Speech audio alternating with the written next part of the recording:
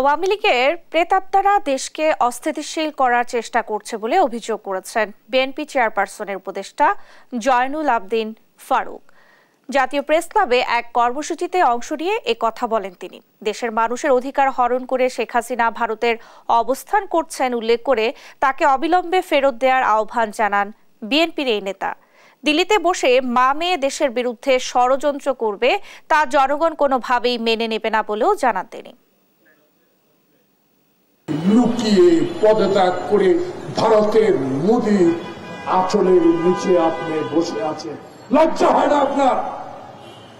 যে ব্যক্তিটি বাংলাদেশের মানুষের অধিকার ক্ষুণ্ণ করে ভারতের সাথে আঘাত করে, যে মানুষটিকে ফেলানি লাশের বিরুদ্ধে কথা বলার সুযোগ কোনোদিনও দেন নাই, যে ব্যক্তিটি ভারতীয় সীমান্তে আমার ভাইদেরকে গুলি করে হত্যা করা হয় সেই কথার দিনও আপনি সংসদে আমাদেরকে বলার অধিকার দেন নাই।